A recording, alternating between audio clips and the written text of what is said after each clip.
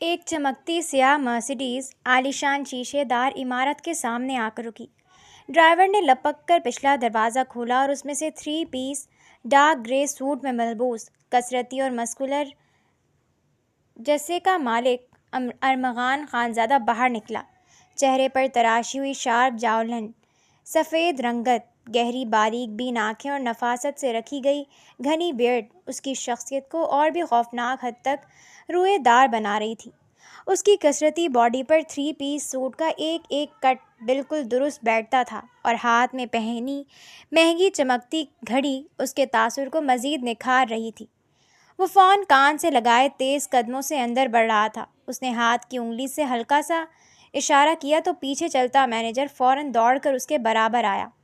مجھے 5 منٹ میں final draft چاہیے دانیال، ارمغان نے فون پر سرد کاٹدار لہجے میں حکم دیا۔ مینجمنٹ کو بتا دو کہ خانزادہ گروپس کسی غلطی کو معاف نہیں کرتا۔ فون بند کر کے اس نے جیب میں ڈالا۔ ساتھ چلتے مینیجر اور سیکریٹری پر ایک عجیب سا تنظیمی خوف طاری تھا۔ سر، فورن کلائنٹس ہوٹل کے ایگزیکٹو لاؤنج میں پہنچ چکے ہیں، مینیجر نے محتاط انداز میں بتایا۔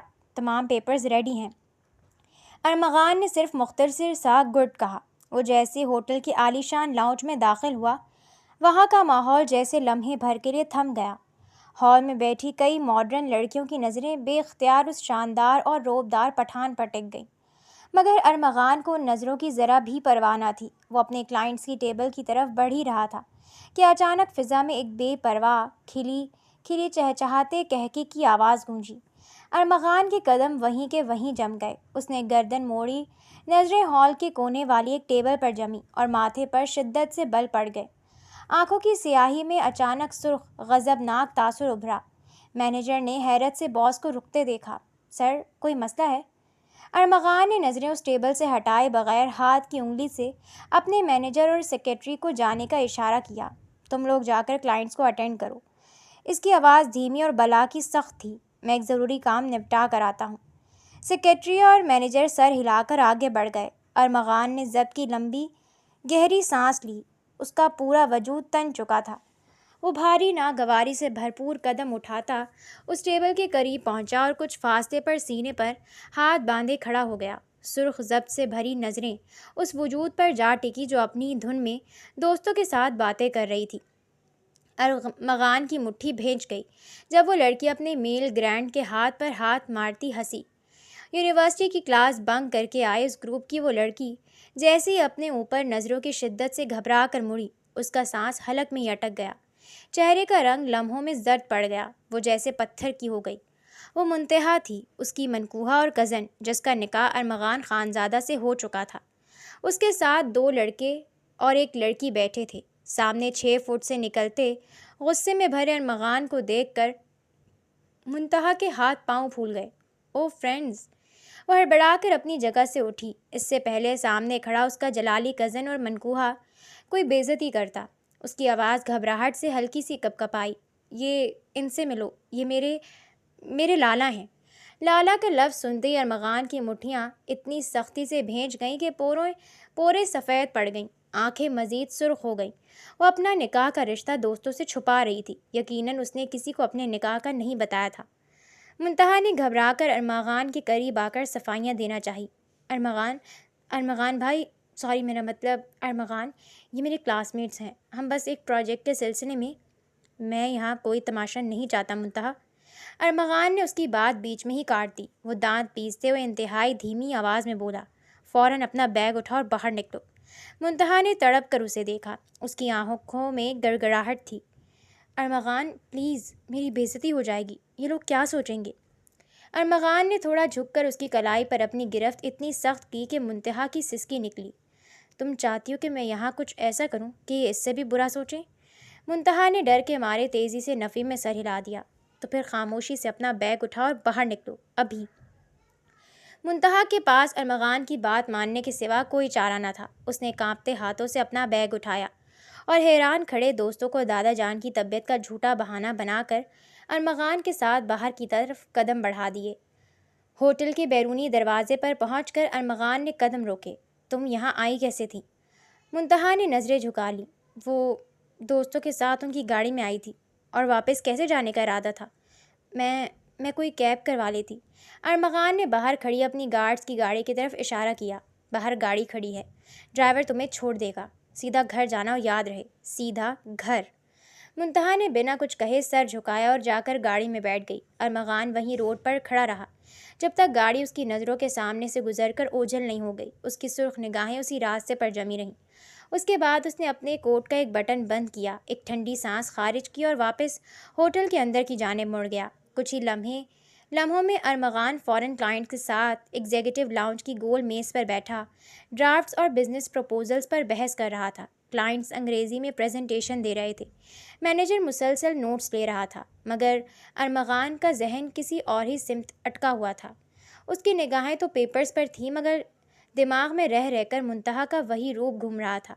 سر پر دوپٹہ تک نہیں تھا، محض گلے میں ایک باریک سا اسکارف ڈالے وہ حد سے زیادہ ماڈرن انداز میں وہاں بیٹھی تھی، اور سب سے زیادہ ارمغان کے خون کو گرمانے والی بات اس کا بے باک انداز اور لڑکوں کے ساتھ ہاتھ پر ہاتھ مار کر ہنسنا تھا۔ وہ بے تکلفی ارمغان کے اعصاب پر ہتھوڑے کی طرح برس رہی تھی، جس کا عکس اس کی متورم کن پٹیوں اور ماتھے کو انگلیوں سے شدید رگڑنے کے عمل سے واضح ہو رہا تھا۔ کیا ضرورت تھی اسے اس طرح سر سے چادر اتار کر غیر مردوں کے بیچ یوں کہکہے لگانے کی؟ ارمغان نے دانت پیسے۔ اس نے دل ہی دل میں خود کو باور کروانے کی کوشش کی کہ اس کے غصے کی وجہ یہ ہرگز نہیں ہے کہ منتہا اس کے نکاح میں ہے یا اس کی بیوی ہے۔ اسے اس بات سے کوئی رتی بھر فرق نہیں پڑتا تھا، وہ تو محض اس کی غیرت اور اپنے خاندان کے وقار کی وجہ سے یوں کھول رہا تھا۔ اگر منتہا کی جگہ خاندان کی کوئی اور بھی لڑکی ہوتی تب بھی اس کا رد عمل یہی ہوتا۔ وہ غیرت مند تھا، اپنے گھر کی خواتین کی ناموس پر زچ ہونے والا مرد تھا۔ وہ بار بار خود کو یہی سمجھا رہا تھا کہ اس غصے کا تعلق کسی ذاتی تعلق یا جذبے سے نہیں بلکہ ان کے خاندان کے اصولوں سے ہے۔ کچھ دیر بعد میٹنگ ختم ہوئی۔ فوراً کلائنٹ سے گرم جوشی سے ہاتھ ملانے اور انہیں رخصت کرنے کے فوراً بعد جیسے ارمغان لاؤنج میں سے باہر نکلا، اس نے سب سے پہلے اپنی جیب سے فون نکالا اور مخصوص نمبر ڈائل کیا۔ فون دو ہی بیل پر اٹھا لیا گیا۔ السلام علیکم بیٹا۔ دوسری طرف اس کی والدہ کی محبت بھری آواز ابھری۔ وعلیکم السلام مورو۔ ارمغان کا لہجہ ضبط کے باوجود دھیما تھا۔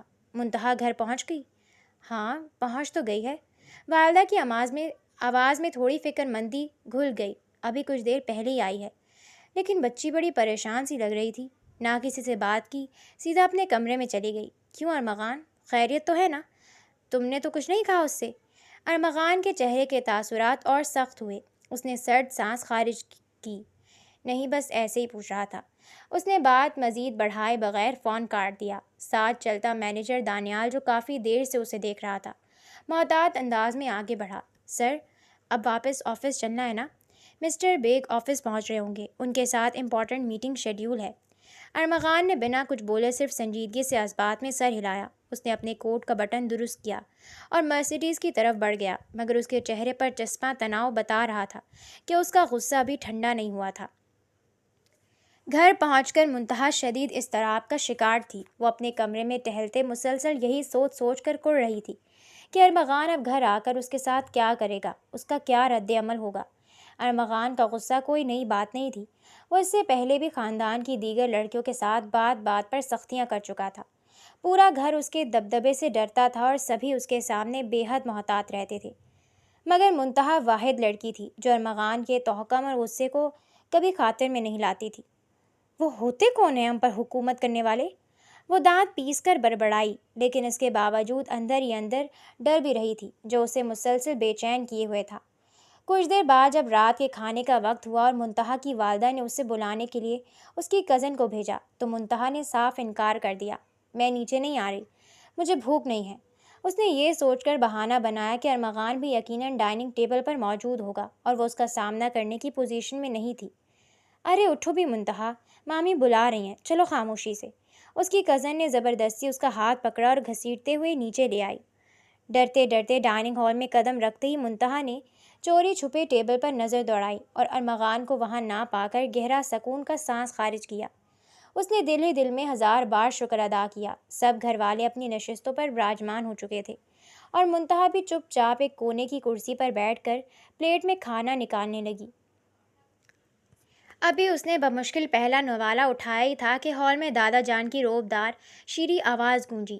आओ अरमगान बेटा, अब तो तुम बिल्कुल ही नहीं दिखते, खाने की मेज़ से भी गायब होने लगे हो। वो निवाला मुंतहा के हलक में ही अटक गया। ज़ोरदार फंदा लगा। उसकी कज़न उसकी पुश्त थपकते उसे पानी पिलाने लगी। अरमगान ने एक नज़र उसके बेहाल होते वजूद पर डाली और लाताल्लुक़ होते अपनी नशिस्त पर बैठ गया। उसका दिल ज़ोर से धड़क रहा था कि न जाने अब बादशाह सलामत सबके सामने कौन सी सज़ा सुनाने वाले थे। उसने सहम कर नज़रें उठाईं। उसी लम्हे अरमगान की काटदार निगाहें सीधी मुंतहा के चेहरे पर पड़ीं। उसकी नज़रों में बला की सख्ती और नागवारी थी, लेकिन अगले ही पल उसने बेनियाजी से नज़रें फेर लीं और अपनी प्लेट में खाना निकालने लगी। मुंतहा का हाथ कांपने लगा। उसने गर्दन झुकाकर बमुश्किल 2-3 निवाले हलक से उतारे। हर निवाला उसे जहर की तरह लग रहा था। बस मेरा पेट भर गया। मुंतहा ने प्लेट आगे सिसकाते हुए उठने की कोशिश की। ये क्या बात हुई मुंतहा? उसकी वालदा ने फ़िक्रमंदी से उसे देखा। तुमने तो कुछ भी नहीं खाया। बीमार तो नहीं हो? नहीं अम्मी, बस मैं थक गई हूँ और कल यूनिवर्सिटी में मेरा इंपॉर्टेंट पेपर भी है, इसलिए आराम करना चाहती हूँ। उसने जल्दी जल्दी सफाई दी और पीछे हटने लगी। बैठकर सही से खाना खाओ। परेशान होने की ज़रूरत नहीं है, कल तुम पेपर देने यूनिवर्सिटी नहीं जाओगी। अरमगान की ठंडी हुक्मिया और बला की पुरसकून आवाज़ डाइनिंग हॉल में गूंजी। वो बग़ैर सर उठाए निहायत इत्मीनान से अपनी प्लेट में कांटे से निवाला बना रहा था। एक लम्हे के लिए डाइनिंग हॉल में बरसरेआम सन्नाटा छा गया।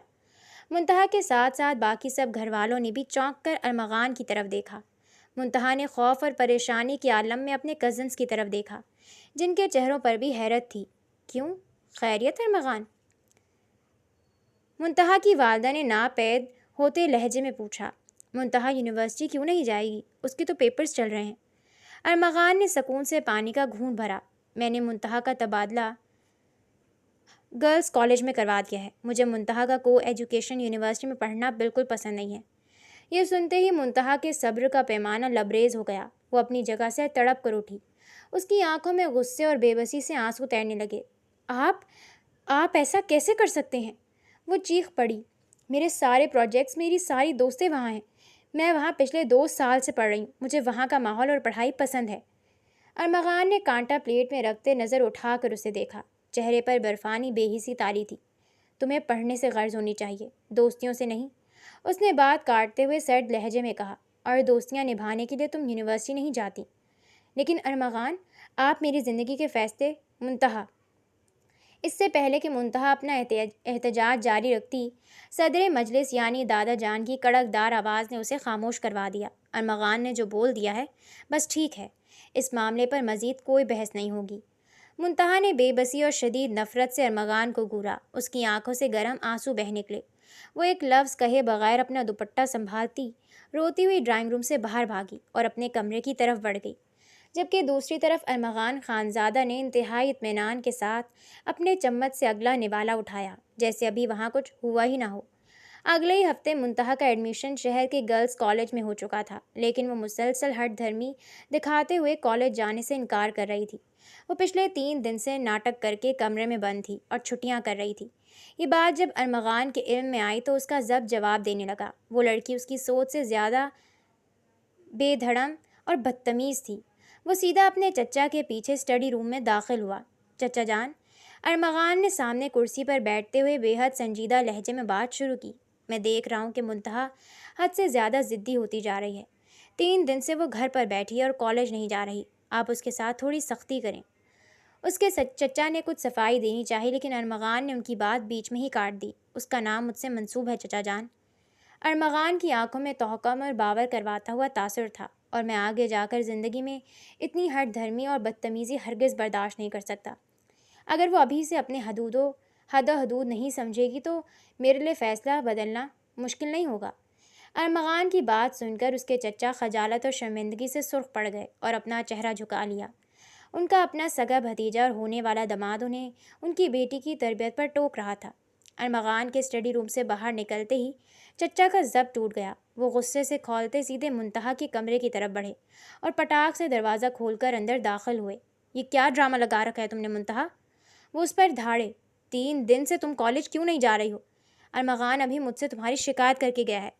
तुमने पूरे घर के सामने मेरी गर्दन झुकाती है। मुंतहा, जो पहले ही अरमगान के नाम से चिड़ी हुई थी, अपने बाप की यूं डांटने पर और ज़्यादा तप गई।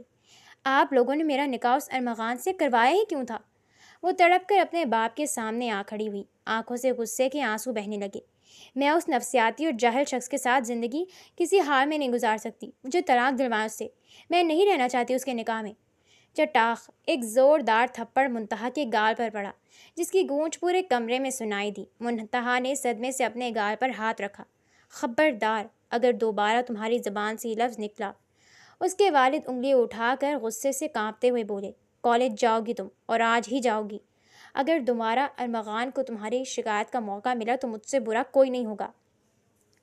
یہ کہتے وہ غصے میں پیر پٹکتے کمرے سے باہر نکل گئے اور دروازہ زور سے بند کر دیا۔ منتہا وہیں سسکیاں بھرتی ہوئی زمین پر بیٹھ گئی، گال پر باپ کی انگلیاں چھپ چکی تھیں۔ اللہ کرے تم برباد ہو جاؤ ارمغان، خدا کرے تمہیں کبھی سکون نہ ملے۔ وہ روتی ہوئی ارمغان کو بددعائیں دینے لگی، تم نے میری زندگی جہنم بنا دی ہے۔ لیکن پھر روتے روتے اچانک اس کا چہرہ سخت ہو گیا۔ اس نے اپنے آنسو پوچھے اور زمین سے اٹھی۔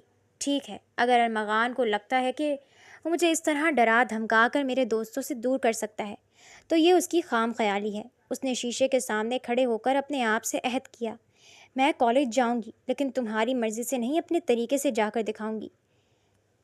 اس نے جلدی جلدی اپنا منہ دھویا، آنسو صاف کیا اور کالج کے لیے تیار ہونے لگی۔ اس نے سیاہ سادہ لانگ کرتا اور اسٹریٹ ٹراؤزر زیب تن کیا۔ دادا جان اور ارمغان کی سخت ہدایت کے مطابق اس نے سادہ سے دوپٹہ سر پر اوڑھا اور اپنا بیگ اٹھا کر کمرے سے باہر نکل آئی۔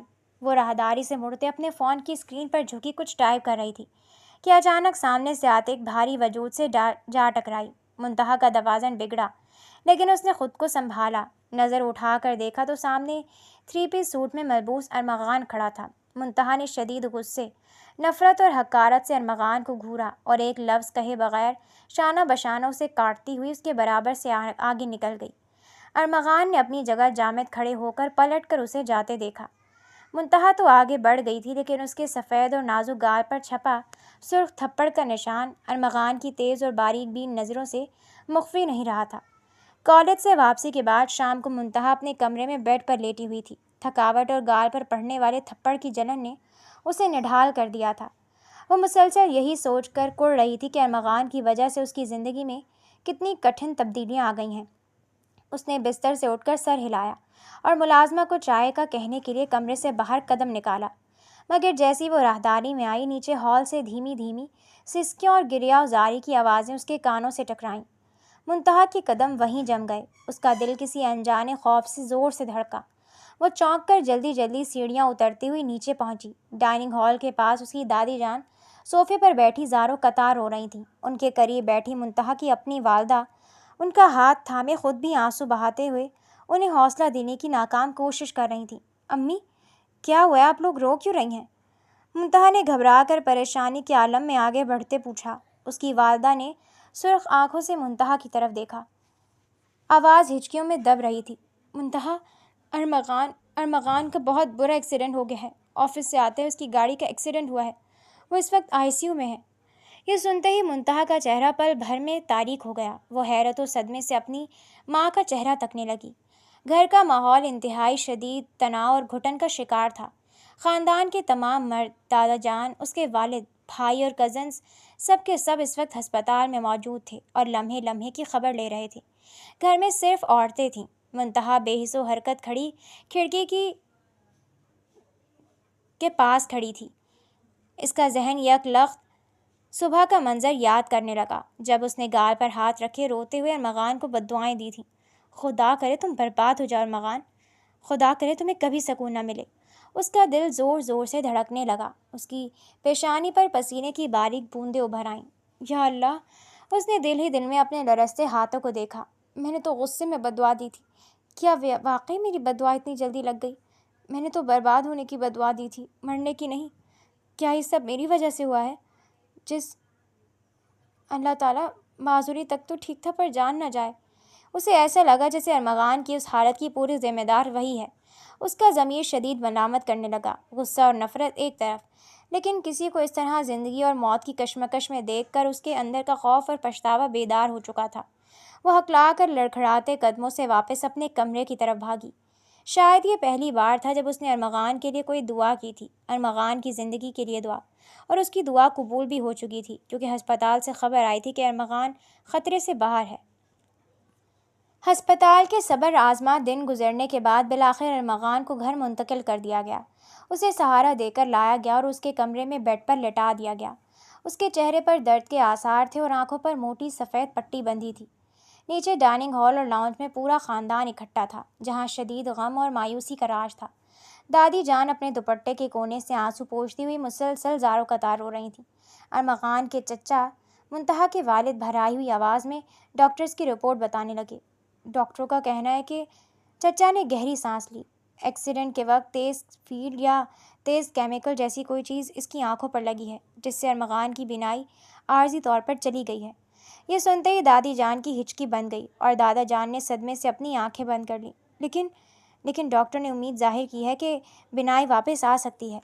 چچا نے سب کو حوصلہ دیتے ہوئے بات جاری رکھی، 2-3 دن میں آنکھوں سے پٹی اتر جائے گی، لیکن ڈاکٹر نے اسے ہر قسم کی تیز روشنی اور روشنی کی شعاؤں سے بالکل دور رہنے کا کہا ہے۔ بس آپ سب دعا کریں کہ ہمارا ارمغان جلد ٹھیک ہو جائے۔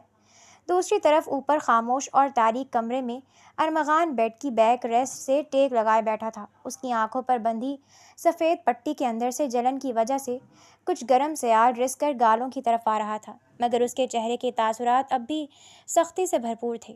اچانک تاریکی کے اس عالم میں اسے اپنے کمرے کی فضا میں ہلکی بھینی بھینی اسٹرابری اور جنجر کی مانوس خوشبو محسوس ہوئی۔ منتہا نہایت خاموشی اور احتیاط سے قدم اٹھاتی کمرے کے اندر داخل ہوئی تھی۔ وہ بیڈ کے قریب آ کر کھڑی ہو گئی اور خاموشی سے ارمغان کے بے بس وجود کو دیکھنے لگی۔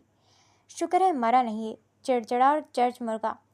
منتہا نے دل ہی دل میں ایک لمبی سانس خارج کی، ورنہ پوری زندگی میرے دل پر اس کی موت کا بوجھ رہتا۔ لیکن سچ یہ بھی ہے کہ میری بددعا تو اس کو لگ ہی گئی۔ کہتے ہیں نا، کسی کو اتنا عاجز نہ کرو کہ اس کی آہ فلک تک پہنچ جائے۔ ابھی وہ اپنی ہی خیالات میں گم ارمغان کے بے بس وجود کو دیکھ کر خود کو تسلی دے ہی رہی تھی کہ اچانک ارمغان کا غضبناک لہجہ کمرے میں گونجا۔ منتہا، میرے کمرے سے باہر جاؤ۔ منتہا کا دل جیسے حلق میں آ گیا۔ وہ شدید گڑبڑا گئی اور بدحواسی میں بول پڑی، منتہا یہاں نہیں ہے۔ یہ جملہ منہ سے نکلتے ہی منتہا نے جلی کٹی انداز میں اپنے ہی ماتھے پر ہاتھ مارا۔ یہ میں نے کیا کہہ دیا؟ اس نے گھبرا کر فوراً باہر بھاگنے کے لیے قدم بڑھائے، لیکن پھر رک کر کمرے کے دوسرے کونے میں دیوار سے ٹیک لگا کر کھڑی ہو گئی۔ سامنے والا تو اندھا تھا، اسے کیا معلوم وہ گئی ہے یا نہیں گئی۔ اس نے حیرت اور شکوک سے ارمغان کو گھورا۔ اسے کیسے معلوم ہوا کہ میں کمرے میں ہوں؟ یہ تو اندھا ہو چکا ہے اور آنکھوں پر موٹی پٹی بھی بندھی ہے۔ ابھی وہ اسی الجھن میں ہی تھی کہ ارمغان نے گردن موڑ کر بالکل اسی کونے کی طرف رخ کیا۔ منتہا، آئی سیڈ گیٹ آؤٹ۔ اس کی آواز پہلے سے زیادہ سخت ہو گئی۔ اس بار منتہا کی واقعی سٹی گم ہو گئی۔ وہ بغیر ایک لمحہ ضائع کیے الٹے قدموں کمرے سے باہر بھاگی اور دروازہ بند کر کے راہداری میں جا کر سینے پر ہاتھ رکھے تیزی سے گہرے سانس لینے لگی۔ یہ انسان نہیں ہے، منتہا نے خوف سے اپنے آپ سے کہا۔ اس کے سر اور بازوؤں پر بھی شاید آنکھیں لگی ہوئی ہیں، بالکل نفسیاتی آدمی ہے یہ۔ وہ بڑبڑاتی ہوئی تیزی سے اپنے کمرے کی طرف بڑھ گئی۔ دوسری طرف کمرے میں بیٹھا ارمغان خود بھی حیرت کے زیر اثر تھا۔ جب سے اس حادثے کے بعد سے اس کو نظر آنا بند ہوا تھا، وہ ہسپتال یا گھر میں کسی بھی شخص کی خاموش موجودگی کو پہچان نہیں پایا تھا۔ لوگ آتے بیٹھتے اور چلے جاتے، اسے اندازہ نہیں ہوتا تھا، لیکن منتہا واحد وجود تھی جسے اس نے بغیر دیکھے صرف اس کی آمد کے ساتھ ہی پہچان لیا تھا۔ وہ منتہا کے باڈی واش اور لوشن کی مخصوص اسٹرابری اور جنجر کی خوشبو تھی، جو جب بھی منتہا اس کے پاس سے گزرتی تھی ارمغان کے حواس پر چھا جاتی تھی۔ تاریکی میں بھی اس کی حس شمع نے اسے خوشبو کو فوراً الگ سے محسوس کر لیا تھا۔ 2 دن بعد ڈاکٹر ارمغان کے کمرے میں موجود تھا۔ اس نے احتیاط سے ارمغان کے سر اور آنکھوں پر بندھی سفید پٹی کھولی اور خصوصی لائٹ سے اس کی آنکھوں کا تفصیلی معائنہ کیا۔ کمرے میں دادی جان چچا موجود تھے۔ معائنہ مکمل کرنے کے بعد ڈاکٹر نے لائٹ بند کی اور اپنے اوزار بیگ میں رکھے۔ ڈاکٹر صاحب، کیسی رپورٹ ہے؟ کیا بہتری کی کوئی امید ہے؟ چچا نے بےتابی سے آگے بڑھ کر پوچھا، جبکہ دادی جان نے بھی امید بھری نظروں سے ڈاکٹر کو دیکھا۔ ڈاکٹر نے اطمینان بخش انداز میں اثبات میں سر ہلایا۔ جی، گھبرانے کی بات نہیں ہے، آنکھیں زیادہ متاثر نہیں ہوئیں، یہ بینائی کا جانا صرف وقتی ہے، انشاءاللہ وقت کے ساتھ سب ٹھیک ہو جائے گا۔ یہ سن کر کمرے میں موجود تمام لوگوں نے سکھ کا سانس لیا۔ دادی جان کے چہرے پر اطمینان کی رمق دوڑ گئی۔ اسی اثنا میں چچا کا فون بج اٹھا۔ انہوں نے معذرت کا اشارہ کیا اور فون کان سے لگاتے ہوئے کمرے سے باہر راہداری کی طرف نکل گئے۔ کچھ دیر بعد بات کرنے کے بعد جیسے ہی انہوں نے فون کاٹ کر جیب میں ڈالا اور واپس مڑنے لگے، سامنے ڈاکٹر کو کھڑا دیکھ کر چونک گئے۔ ڈاکٹر صاحب آپ یہاں؟ چچا نے ناسمجھی سے انہیں دیکھا۔ ڈاکٹر نے ارد گرد کا جائزہ لیا اور سنجیدہ لہجے میں پوچھا، کیا ارمغان کے سرپرست آپ ہی ہیں یا کوئی اور ہے؟ جی ہاں، ارمغان کے والد کے بعد اس گھر کا بڑا اور اس کا سرپرست میں ہی ہوں، چچا نے تشویش سے کہا۔ آپ بولیں کیا بات ہے؟ ڈاکٹر نے لمبی سانس خارج کی۔ ان کے چہرے سے وہ تمام مصنوعی اطمینان غائب ہو چکا تھا جو انہوں نے اندر دکھایا تھا۔ دیکھیے، میں نے روم میں ارمغان اور آپ کی والدہ کو تسلی دینے کے لیے وہ سب کہا، کیونکہ ایسے نازک وقت میں نا امیدی مریض کے لیے جان لیوا ثابت ہو سکتی ہے۔ آپ تمہید نہ باندھیں ڈاکٹر صاحب، جو بات ہے کھل کر کہیں۔ چچا کا دل کسی ہولناک انکشاف کا سوچ کر زور سے دھڑکا۔ ارمغان کی بینائی اب کبھی واپس نہیں آئے گی۔ ایکسیڈنٹ میں جس کیمیکل کا حملہ ہوا ہے اس نے آنکھوں کے درپیش کورنیا کے ساتھ ساتھ آپٹک نرو یعنی بصری اعصاب کو مکمل طور پر جلا کر ناکارہ کر دیا ہے۔ دماغ کے جو سگنل آنکھ کو منتقل ہوتے ہیں وہ نظام ہمیشہ کے لیے بلاک ہو چکا ہے۔ چچا کا رنگ زرد پڑ گیا۔ لیکن اگر ہم اس کا آپریشن کروائیں یا باہر سے آنکھیں ہی ٹرانسپلانٹ کروا لیں؟ پیسہ کوئی مسئلہ نہیں ہے ڈاکٹر صاحب۔ آپریشن یا آئی ٹرانسپلانٹ کا بھی اب کوئی فائدہ نہیں ہوگا، ڈاکٹر نے نفی میں سر ہلایا۔ جب آپٹک نرو ہی ڈیمیج ہو جائے تو نئی آنکھ بھی روشنی کے تاثر کو دماغ تک نہیں پہنچا سکتی۔ میڈیکلی اب اس کا کوئی علاج ممکن نہیں۔ ارمغان اب کبھی دیکھ نہیں سکے گا۔ سچ سن کر چچا جیسے وہیں جم سے گئے۔ ان کا اپنا ہی ذہن سن ہو گیا۔ کچھ دیر بعد سکوت کے بعد چچا نے خود کو سنبھالا اور ڈاکٹر کا ہاتھ تھام کر انتہائی التجا سے بولے، ڈاکٹر صاحب میں آپ سے درخواست کرتا ہوں کہ یہ بات گھر میں کسی کو معلوم نہیں ہونی چاہیے، بالخصوص میری والدہ اور ارمغان کو۔ سب ٹوٹ جائیں گے۔ آپ بس وہی کہیں جو آپ نے اندر کہا ہے۔ ٹھیک ہے، میں سمجھ سکتا ہوں۔ ڈاکٹر نے ہمدردی سے سر ہلایا اور رخصت لے کر چلے گئے۔ چچا نے اپنے چہرے پر زبردستی کا اطمینان سجایا، اپنے آنسوؤں کو ضبط کیا اور بھاری قدموں سے ارمغان کے کمرے میں داخل ہوئے۔ انہوں نے آگے بڑھ کر ارمغان کے شانے پر ہاتھ رکھا۔ پریشان ہونے کی بالکل ضرورت نہیں ارمغان بیٹا۔ ان کی آواز میں اداسی چھپانے کی ناکام کوشش تھی۔ ڈاکٹر نے کہا ہے تم بہت جلد ٹھیک ہو جاؤ گے، بس کچھ دن کا پرہیز ہے، انشاءاللہ سب کچھ پہلے جیسا ہو جائے گا۔ ارمغان خاموشی سے بیڈ پر لیٹا رہا۔ اس کے چہرے پر عجیب سی خاموشی تھی، جیسے وہ اس تسلی سے مطمئن نہ ہو رہا ہو۔ ارمغان کی آنکھوں سے پٹی ہٹ چکی تھی۔ بظاہر اس کی آنکھیں بالکل نارمل اور شفاف محسوس ہوتی تھیں، مگر ان آنکھوں میں اب کوئی روشنی نہیں تھی۔ وہ ہر کسی کو دیکھ نہیں سکتا تھا اور یہی بے بسی اسے اندر ہی اندر کھا رہی تھی۔ اس بے چینی نے ارمغان کے مزاج کو حد سے زیادہ چڑچڑا اور تلخ بنا دیا تھا۔ وہ اپنی دیکھ بھال کے لیے آنے والے ملازمین پر بلا وجہ غصہ نکالتا، چلاتا اور ہاتھ میں آنے والی چیزیں اٹھا اٹھا کر دیواروں پر مارتا۔ پورا گھر اس کی اس کیفیت سے شدید پریشان تھا اور ہر وقت تناؤ کا ماحول رہنے لگا تھا۔ وہ بار بار ہسپتال جانے اور ڈاکٹر کے پاس لے جانے کا تقاضا کرتا، لیکن اس کے چچا روز کوئی نہ کوئی بہانہ بنا کر اسے ٹال دیتے، کیونکہ وہ سچائی جانتے تھے۔ دادی جان ارمغان کی حالت دیکھ کر گھل رہی تھیں۔ ایک دن جب برداشت کا پیمانہ لبریز ہو گیا تو وہ سیدھی اپنے بیٹے کے کمرے میں داخل ہوئیں۔ چچا جو کسی فائل میں الجھے ہوئے تھے، دادی جان کو یوں اچانک اور پریشان حال دیکھ کر فوراً کھڑے ہو گئے۔ ماں جی آپ اس وقت؟ خیر تو ہے نا؟ انہوں نے ادب سے پوچھا۔ جی حکم کریں۔ دادی جان نے ٹھنڈی آب بھری اور سامنے رکھی کرسی پر بیٹھ گئیں۔ مجھے تم سے ایک ضروری بات کرنی ہے۔ ان کا لہجہ تشویش سے بھاری تھا۔ ارمغان کی حالت دیکھ رہے ہو نا تم؟ وہ اپنی بینائی جانے کے صدمے کو قبول نہیں کر پا رہا۔ اس وقت اسے کسی ایسے مستقل ساتھی کی ضرورت ہے جو اس کا سچے دل سے خیال رکھ سکے، اس کا سہارا بن سکے۔ یہ کام ملازم کبھی نہیں کر سکتے، اور ویسے بھی وہ ان پر چلا چلا کر اپنا ہی نقصان کر رہا ہے۔ چچا خاموشی سے دادی جان کی بات سنتے رہے اور ان کی بات کا اثر مفہوم سمجھتے نگاہیں چراتے ہوئے ادھر ادھر دیکھنے لگے۔ دادی جان کی تجربہ کار نظروں نے فوراً ان کی ہچکچاہٹ کو بھانپ لیا۔ تم سمجھ رہے ہو نا کہ میں کیا کہنا چاہ رہی ہوں؟ دادی جان نے ذرا سختی سے پوچھا۔ چچا نے گہری سانس لی اور گردن جھکا لی۔ جی ماں جی، میں سمجھ رہا ہوں، لیکن ابھی وہ بینائی سے محروم ہو چکا ہے۔ ایسے حالات میں منتہا کو رخصتی پر کیسے رضامند کروں؟ وہ تو ویسے ہی… یہ سنتے ہی دادی جان کے ماتھے پر بل پڑ گئے، آنکھوں میں ناگواری اتر آئی۔ رخصتی پر رضامند کرنے کا کیا مطلب؟ دادی جان کا لہجہ سخت ہو گیا۔ شادی تو ان کی پہلی ہو چکی ہے، نکاح میں ہے وہ اس کے، خدا نہ کرے اگر کل کو کوئی حادثہ منتہا کے ساتھ پیش آ جاتا اور ارمغان اسے اس حال میں چھوڑنے کی بات کرتا تو تمہیں کیسے لگتا؟ اللہ نہ کرے ماں جی، اللہ نہ کرے کہ منتہا کے ساتھ ایسا کچھ ہو۔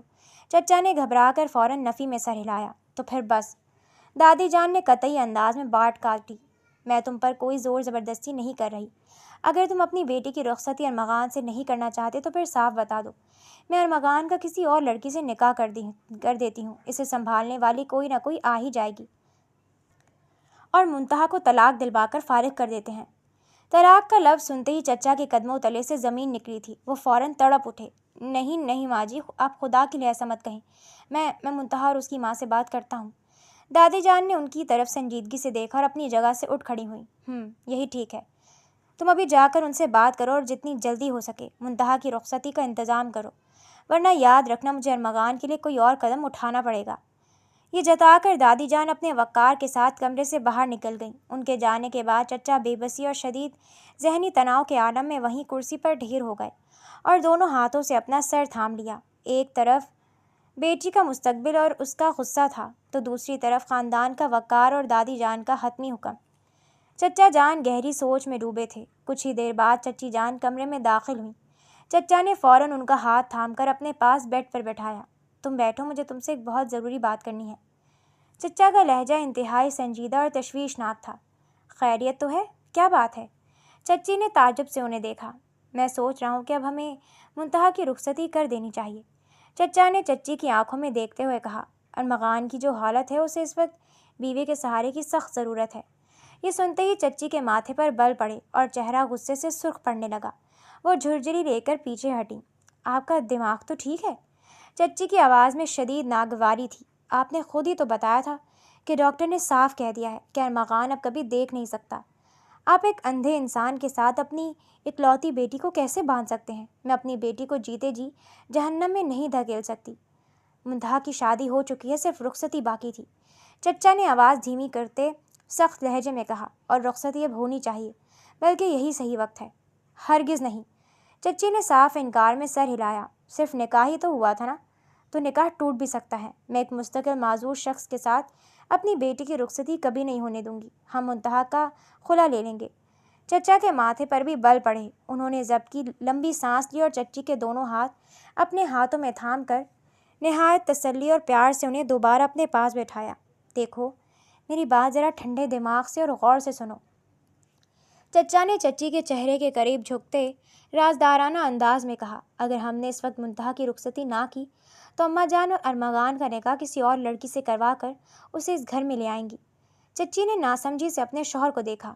اور اگر کوئی اور لڑکی اس گھر میں ارمغان کی بیوی بن کر آ گئی، چچا نے ان کی آنکھوں میں آنکھیں ڈال کر اگلا پتا پھینکا، تو ارمغان کی اربوں کی ساری پراپرٹی، بنگلے اور کمپنیوں پر اس کی نئی بیوی کا راج ہو جائے گا۔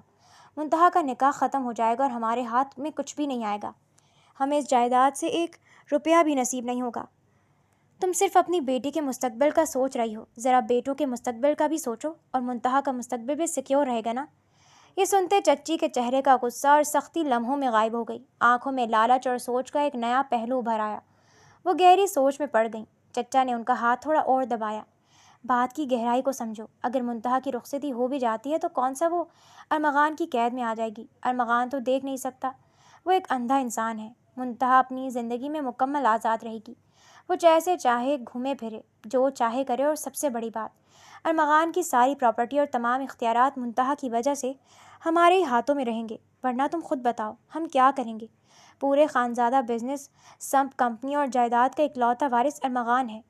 چچی نے کچھ دیر خاموشی سے اپنے شوہر کی بات پر غور کیا۔ لالچ نے ان کی ممتا کو دھندلا دیا تھا۔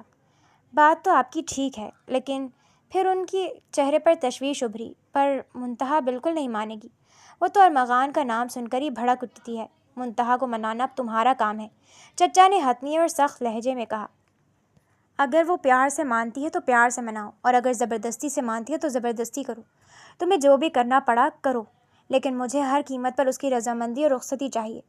چچی نے بے بسی اور پریشانی کے عالم میں اپنے شوہر کو دیکھا اور آہستہ سے اس بات میں سر ہلا دیا۔ چچی جان بوجھل قدموں سے منتہا کے کمرے کی طرف بڑھیں۔ وہ دروازہ کھول کر اندر داخل ہوئیں جہاں منتہا اپنے بیڈ پر بیٹھی فون استعمال کر رہی تھی۔ چچی نے نرمی سے اس کے پاس بیٹھ کر بات شروع کرنے کی کوشش کی۔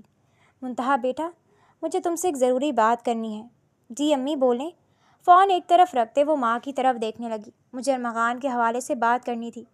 تمہیں معلوم ہے اس کی طبیعت کیسی ہے؟ اس وقت اسے ایک سہارے کی ضرورت ہے، اور سب سے بہترین سہارا بیوی ہوتی ہے۔ تو ہم سوچ رہے تھے کہ ابھی ان کے جملے کا مفہوم منتہا کی سمجھ میں آیا ہی تھا کہ اس کا چہرہ غصے سے سرخ ہو گیا۔ وہ اپنی ماں کو شدید ناگواری سے گھورنے لگی۔ آپ یہ سوچ بھی کیسے سکتی ہیں؟ منتہا کی آواز غصے سے بلند ہوئی۔ اچھا ہوا آپ خود بات کرنے آ گئی، کیونکہ میں خود آپ کے پاس اسی لیے آنے والی تھی کہ اب ارمغان کسی بھی لحاظ سے میرے قابل نہیں رہا۔ آپ فوراً میری طلاق کی بات کریں اور یہ رشتہ ختم کروائیں۔ چچی جان نے تپ کر اسے ڈانٹا۔ تمہارا دماغ خراب ہو گیا منتہا؟ ہمارے خاندان میں آج تک کبھی کسی نے طلاق کا نام بھی نہیں لیا۔ تم سوچ بھی کیسے سکتی ہو؟ میں ان فضول اور دکھی روایات پر بالکل یقین نہیں رکھتی، منتہا نے تڑپ کر کہا۔ آپ لوگوں نے پہلے بھی زبردستی میرا نکاح ارمغان سے کروایا تھا۔ اس وقت میرے پاس انکار کی کوئی بڑی وجہ نہیں تھی، لیکن اب ہے۔ میں اب ارمغان کے ساتھ نہیں رہوں گی۔ میں ایک اندھے انسان کے ساتھ اپنی پوری زندگی برباد نہیں کر سکتی۔ چچی جان نے اپنا لہجہ تھوڑا نرم کیا اور اسے لالچ دیتے ہوئے پیار سے سمجھانے لگی۔ بیٹا، ذرا ٹھنڈے دماغ سے سوچو۔ ارمغان کی اتنی جائیداد ہے، اربوں کی پراپرٹی، بنگلے، گاڑیاں، تم وہاں کی اکلوتی مالکن بن کر رہو گی۔ مجھے کسی کی جائیداد یا پراپرٹی میں کوئی دلچسپی نہیں ہے۔ منتہا نے سختی سے ان کی بات کاٹ دی۔ میں کسی کے پیسے پر نہیں مرتی۔ میرے لیے میری اپنی زندگی کی خوبصورتی اور آزادی اہم ہے۔ میں اپنے ساتھ ایک شاندار، مکمل اور اچھا پارٹنر چاہتی ہوں، جو مجھ سے محبت کرے، جس کے ساتھ میں زندگی کے ہر لمحے کو انجوائے کر سکوں۔ میں محض جائیداد کی خاطر ایک معذور شخص کے ساتھ اپنی جوانی قربان نہیں کر سکتی۔ یہ سنتے ہی چچی جان کا صبر جواب دے گیا۔ وہ بھڑک اٹھی۔ تم صرف اپنے بارے میں سوچ رہی ہو، وہ چیخیں۔ اگر یہ رشتہ ٹوٹ گیا اور ارمغان کی دوسری شادی ہو گئی تو ہمیں اس گھر سے بے دخل کر دیا جائے گا۔ کیا تم اب ہم سب کو سڑک پر لا کر بے گھر کرنا چاہتی ہو؟ ذرا ہمارا بھی خیال کرو۔ منتہا نے ششدر ہو کر اپنی ماں کو دیکھا۔ تو یعنی آپ لوگ اپنی آسائش اور آرام کی خاطر مجھے قربان کر رہے ہیں؟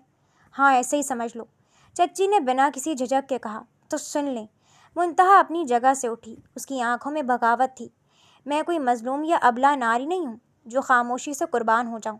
میں کسی بھی صورت ارمغان کے ساتھ اپنی رخصتی نہیں ہونے دوں گی۔ چچی جان نے آگے بڑھ کر اس کا بازو دبا لیا۔ تو پھر تم بھی سن لو منتہا، اگر تم خاموشی سے رخصتی کے لیے نہ مانے تو تمہارا باپ تمہیں اپنے ہاتھوں سے جان سے مار دے گا۔ تم ساری زندگی اسی طرح ارمغان کے نام پر بیٹھی رہو گی۔ نہ تمہاری کہیں اور شادی ہوگی اور نہ ہی تمہیں طلاق ملے گی، کیونکہ ہمارے خاندان میں طلاق نہیں ہوتی۔ اور جب ارمغان کی دوسری بیوی اس گھر میں آ جائے گی تو تم ساری زندگی اسی گھر کے کونے میں پڑی اس کی غلامی کرنا اور اس کے بچے پالنا۔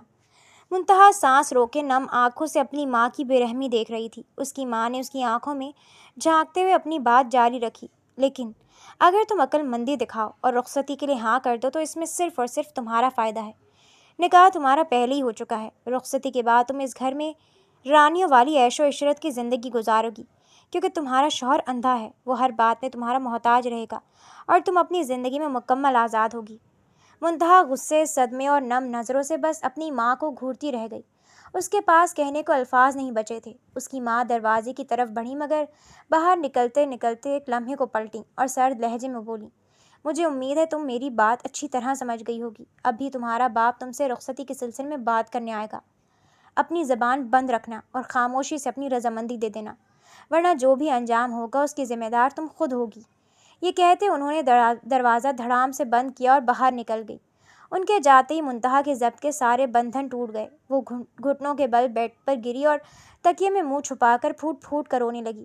اس کی سسکیاں کمرے میں گونجنے لگیں۔ اگلے ہی لمحے ارمغان کے کمرے سے اس کی دھاڑنے اور چلانے کی آوازیں آنے لگیں۔ وہ اپنے بیڈ پر بیٹھا دونوں ہاتھوں سے اپنا سر تھامے شدید تکلیف سے کرا رہا تھا۔ اس کی آنکھوں میں حد درجے کی جلن ہو رہی تھی، جیسے کسی نے تیزاب کے قطرے ان میں اڈیل دی ہوں۔ چچا جان گھبرا کر پریشانی کے عالم میں بھاگتے ہوئے کمرے میں داخل ہوئے۔ ارمغان کی حالت دیکھ کر ان کے ہاتھ پاؤں پھول گئے۔ اس کے چہرے سے ہاتھ ہٹا کر دیکھا تو ارمغان کی آنکھیں بالکل سرخ ہو چکی تھیں اور درد کی شدت سے اس کا پورا جسم کانپ رہا تھا۔ ارمغان بیٹا، کیا ہوا؟ چچا نے سراسیمگی میں اس کے شانے تھامے۔ آنکھیں چچا جان، آنکھوں میں بہت شدید جلن ہو رہی ہے، جیسے آگ لگ گئی ہو۔ ارمغان نے دانت پیستے چیخا۔ چچا جان نے بغیر ایک لمحہ ضائع کیے ملازمین کو آواز دی اور جلدی سے ارمغان کو گاڑی میں بٹھا کر ہسپتال لے کر بھاگے۔ ہسپتال پہنچتے ہی ڈاکٹر ارمغان کو ایمرجنسی روم میں لے گئے۔ چچا باہر راہداری میں بےتابی سے چکر کاٹتے رہے۔ تقریباً آدھے گھنٹے کی سخت تگ و دو کے بعد ڈاکٹر ایمرجنسی روم سے باہر نکلے۔ انہوں نے چچا کو اپنے پرائیویٹ کیبن میں بلایا۔ ڈاکٹر صاحب، کیا ہوا ارمغان کو؟ اتنا شدید درد اور جلن کیوں ہوئی؟ چچا نے تشویش سے پوچھا۔ ڈاکٹر نے اپنے دستانے اتارے اور گہری سانس لیتے ہوئے بولے، دیکھیے، شدید ذہنی پریشر، تناؤ اور حادثے کے بعد کے اثرات کی وجہ سے ان کی آنکھوں کی رگوں میں جلن اور سوجن پیدا ہوئی ہے۔ ہم نے فی الحال پین کلر اور خصوصی میڈیکیٹڈ ڈراپس دے دیے ہیں۔ ڈاکٹر نے ایک نسخہ چچا کی طرف بڑھایا اور ہدایت کی، یہ ڈراپس اور میڈیسن انہیں باقاعدگی سے دینی ہے۔ اگر یہ دھوپ میں بیٹھتے ہیں یا ذہن پر ذرا بھی زور ڈالتے ہیں تو یہ تکلیف دوبارہ ہو سکتی ہے۔ یہ دوائیاں ان کی جلن میں آرام دیں گی تاکہ ان کا ذہن پرسکون رہے۔ اس وقت انہیں ہر قسم کے اسٹریس سے دور رکھنا ضروری ہے۔ جی ٹھیک ہے ڈاکٹر صاحب، میں خیال رکھوں گا، چچا نے نسخہ تھامتے ہوئے کہا۔ کچھ دیر بعد وہ ارمغان کو ڈسچارج کروا کر واپس گھر لے آئے۔ پورے راستے ارمغان بالکل خاموش چپ چاپ گاڑی کی نشست پر سر ٹیکے لیٹا رہا۔ اس کی اس غیر معمولی خاموشی سے چچا جان اسے بار بار تسلی دینے لگے۔ پریشان مت ہو ارمغان، ڈاکٹر نے کہا ہے کہ چند دن کی بات ہے، پھر سب ٹھیک ہو جائے گا۔ ارمغان تلخ اور دل برداشتہ سی مسکراہٹ کے ساتھ اپنا رخ دوسری طرف موڑا۔ کچھ ٹھیک نہیں ہوگا چچا جان۔ اس کا لہجہ بے حسی سے بھرا تھا۔ روشنی جا چکی ہے اور جو جا چکا ہے وہ واپس نہیں آتا۔ چچا جان نے اس بات کو مزید تول نہ دینے کے لیے موضوع بدلا اور کچھ سوچتے ہوئے بولے، ارمغان، اب تم بتاؤ، تم اتنے دنوں سے آفس نہیں جا رہے، تمہارا مینیجر بھی بار بار پریشان ہو کر آ رہا تھا، تم نے آگے کا کیا سوچا ہے؟ کمپنی اور بزنس کا بہت لاس ہو رہا ہے۔ ارمغان نے سرد آہ بھری۔ چچا جان، اب میرے خیال سے میں اس قابل نہیں رہا کہ کچھ کر سکوں۔ ارمغان کی آواز میں گہری شکستگی تھی۔ اس لیے آپ داؤد سے کہیں کہ جب تک میں ٹھیک نہیں ہو جاتا وہ میرے بزنس کو جوائن کرے، جب تک میری بینائی واپس نہیں آتی وہ بزنس کی تمام دیکھ بھال کرے، جو باتیں اسے سمجھ نہیں آئیں گی وہ مجھ سے پوچھ لے، میں اسے ہر چیز گائیڈ کر دوں گا، لیکن میں فی الحال خود کچھ نہیں سنبھال سکتا۔ یہ سنتے ہی چچا کے چہرے پر چھپی ہوئی اطمینان بخش مسکراہٹ ابھری۔ تم بالکل پریشان مت ہو ارمغان، داؤد